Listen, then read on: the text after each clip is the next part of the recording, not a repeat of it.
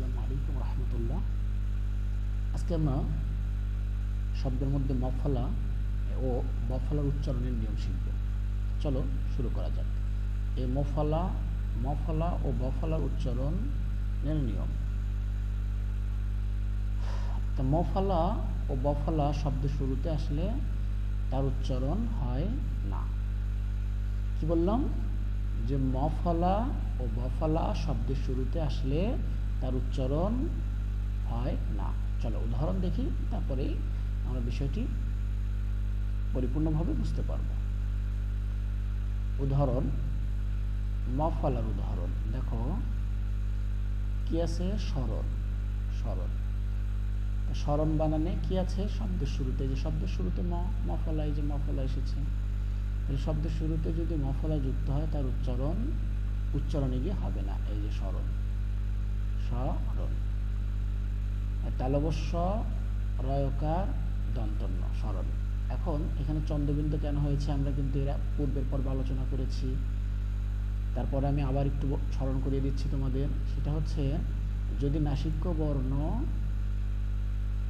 উচ্চারণে না আসে তখন সেখানে কি দিতে হয়? চন্দ্রবিন্দু দিতে হয়। দেখো স্মরণ, এখানে ম এর উচ্চারণটা হচ্ছে না। নাসিক্য বর্ণ কয়টি? এই যে ম, দন্তন্য, মূর্ধন্য, এগুলো আর কি। তাহলে এই যে এখানে উচ্চারণ হচ্ছে না, এই জন্য এখানে চন্দ্রবিন্দু হয়েছে। আর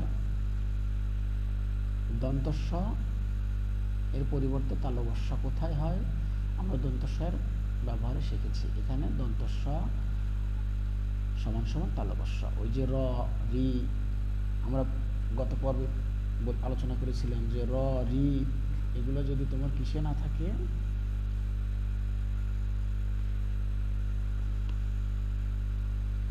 র, রি, কার, ল, দন্তন্য, ত, থ, প এগুলো যদি কি তোমার থাকে তখন দন্তস্ব এবং তালবস্য সমান সমান দন্তস্ব হয়।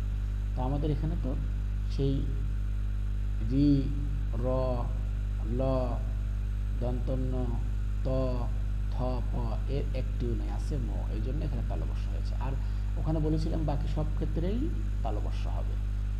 এই দেখো এখানে তারপরে উদাহরণ যায় শ্মশান। এখানে শ্মশান, এখানে নাসিক্য বর্ণ উচ্চারণ হচ্ছে না, এই জন্য চন্দ্রবিন্দু হয়েছে। আর বাকি সব ক্ষেত্রে তালবস্য হবে। তালবস্য থাকলেও তালবস্য হবে, তাহলে তালবস্য হয়েছে। আর বাক্যের শুরুতে এই মফলা এসেছে, এই জন্য মফলার উচ্চারণ হয় নাই, শ্মশান হয়েছে। আর আমরা এর পূর্বের ক্লাসে শিখেছিলাম মানে হস কোথায় কোথায় বসে। আমরা বলেছিলাম যেই শব্দটা ভাঙলে পরে অক্ষর হয় যে শ্মশান, শ্মশান, এখানে দুইটা শব্দ আছে, শ্মশান। এই শ্মশানের এখানে এই যে শান, স, মনে করো যেটা টেনে নেওয়া যায় সেখানে হস হবে না। আর যেখানে টেনে নেওয়া যাবে না, শান, শানে গিয়ে শান এরকম তো টানা যায় না, এই জন্য এখানে থেমে যেতে হয়। এই জন্য এখানে কি হচ্ছে? এই হস চিহ্নটা বসেছে। তারপরের উদাহরণ চলে যায় স্মৃতিসৌধ। দেখো এই সেম একই উদাহরণ, এখানেও তোমার মফলা যুক্ত আছে কিন্তু উচ্চারণ হচ্ছে না। উচ্চারণ না হওয়ার কারণে এক হচ্ছে মফলা শুরুতে আছে, এই জন্য তোমার এখানে মফলার উচ্চারণ হবে না। আর নাসিক্য বর্ণ যুক্ত আকারে থাকলে সেখানে যদি উচ্চারণে না আসে তখন সেটা কি হয়? চন্দ্রবিন্দু হয়। বাকি এগুলো সহায় করে শো কেন হলো, রস্য কোথা থেকে আসলো, দয়া করে ধ কোথা থেকে আসলো, এগুলো আমরা পরে শিখব। আপাতত আমাদের মফলার ব্যবহার শেখার কথা, বফলার সেগুলো আমরা শিখি। স্মারক, দেখো শুরুতে কি এসেছে? মফলা এসেছে, এই জন্য এখানে মফলার উচ্চারণ লেখা হয় নাই, স্মারক। চন্দ্রবিন্দু কেন হচ্ছে এটা আগেই বলেছি। এখন বফলার উদাহরণ দেখো, বফলা স্বাধিকার, এই যে শুরুতে এসেছে, এই যে স্বাধী, দন্ত শৈব, দেখো এখানে উচ্চারণে নেই, তালবস্য আছে, স্বাধিকার। আর দন্তস্ব সমান সমান তালবস্য কেন হয়েছে বলেছি, পূর্বের পর্বে আলোচনা করা হয়েছে। স্বামী, দেখো এই যে বফলা আছে, এখানে উচ্চারণ হয়নি। কেন হয়নি? শব্দ শুরুতে এসেছে তাই।